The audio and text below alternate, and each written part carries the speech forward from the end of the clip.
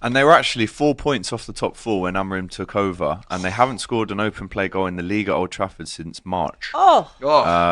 And they've obviously lost 2-0 at home to West Ham this weekend. What we can't do is discredit that big away performance from West Ham. I think you've got to give them credit. They haven't won there since Carlos Tevez scored for them against United in 07.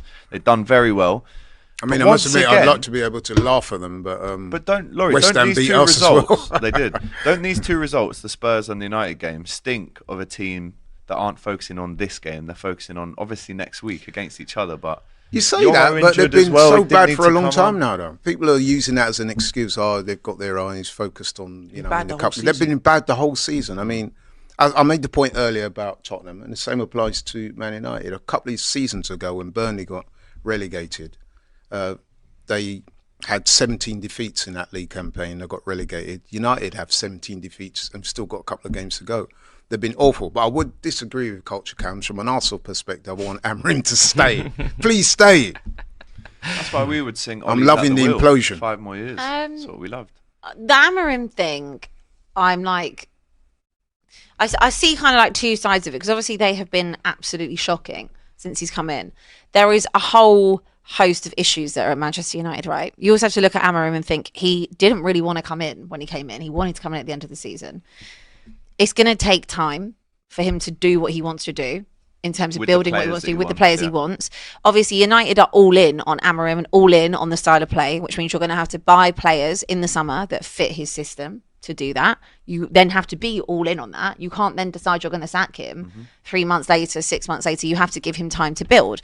So it's been really poor. United, in terms of the squad, you take Bruno out of that, would they have surpassed 30 points? Probably not. So would they be going down if Bruno wasn't? I don't think United would ever be going down, but no.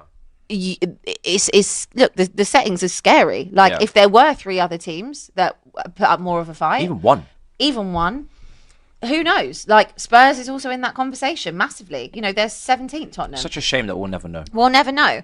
But I do think with the Amorim thing, they are unbeaten in Europe, and we'll see what happens. That obviously doesn't pay parade for anything, because we will see the cracks of United and of Tottenham.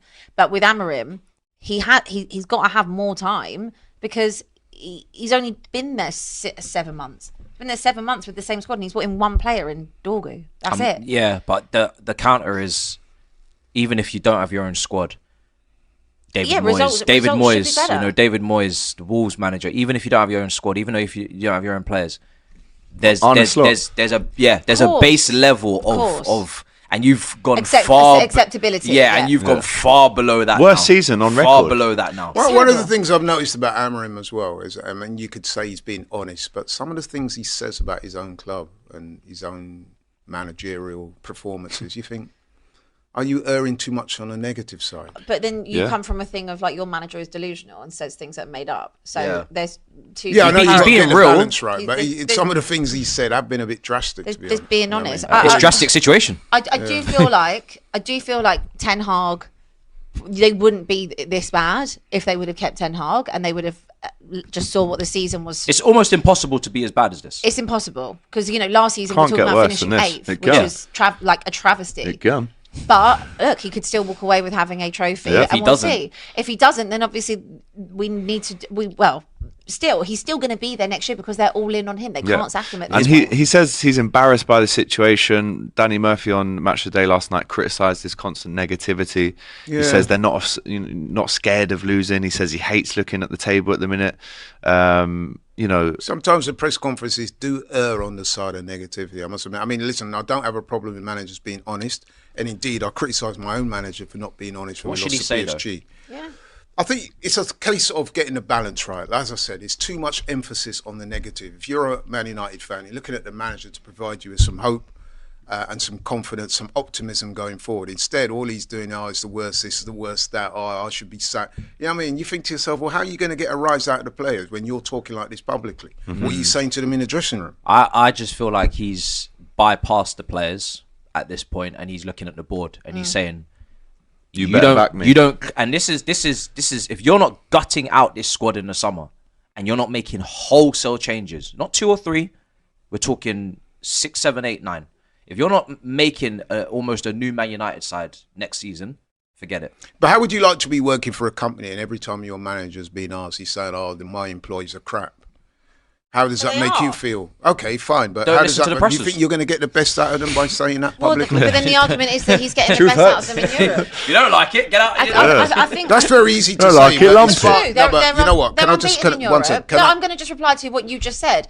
They're unbeaten in Europe. The problem is that they can turn it on for Europe, but they can't do it in the league. That's the same with Tottenham. That's the disparity. He's getting a tune out of them in Europe, or maybe that's the players knowing what's at stake and knowing how to go and win a trophy. In a United standpoint, they've done it before. They still did it last season. Even when they weren't performing in the league, they still managed to go and win a cup. Even in their worst periods. If you're talking about working for a company, this is equivalent of working for a company and you've not hit any of your targets for the last 6 months, and the company could go bankrupt. There's not going to be any positivity. But what I'm saying is, do you really think you're going to get the best out of your employees by constantly telling the whole world that they're crap? They're not going to be employees for long. No. That's the whole point. They're off. Yeah, neither might he. Maybe everybody's going to go.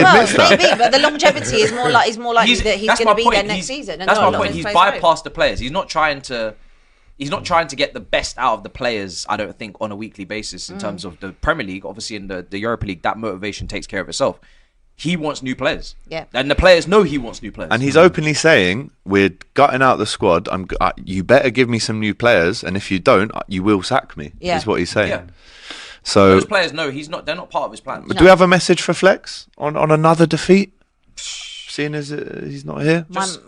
All I have to say to Flex is don't not win that Europa. Because there's one thing not winning the Europa. Then there's another thing finishing 16th, less than 40 points. I would love it. And then there's another thing losing to Tottenham in the final. Oh my God. Hey! It has to happen. You will be screwed. It has to happen, It will be a long day. You have to win this final. Listen. Man United under so much pressure to win this final. It's crazy. I'm telling you have to win. We are mud siblings. That's my brother. That is my but you've got to defeat him there, man. Flex has been kind of coasting, I've noticed. We're going to win the Europa League. We're going to win the Europa League. Premier League, it doesn't matter. It doesn't matter. It's just where does he get that confidence from? I don't know where this confidence is coming from. Because they're unbeaten in Europe. Yeah. No, but Tottenham have beaten them 3 times. I know, but that's what I'm saying. When it matters. This team, when it matters, so they've got the mentality. We actually have never cooked Flex properly. No. But we will. Surely. Boy, we will. Surely, as a collective, we all want to cook Flex a lot more than we want to cook me. No, I get cooked all the time.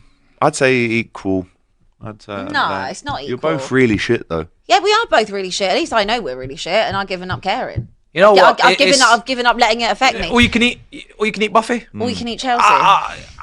I'll have both. We'll be there. I wish I could eat. One of us has to win it. So one of us is going to not. Do you want barbecue ribs or do you want a burger? I'll have both, bro. One of us is not going to get cooked, and I just feel like it's so much better to probably cook United than it is probably to cook Spurs. Yeah.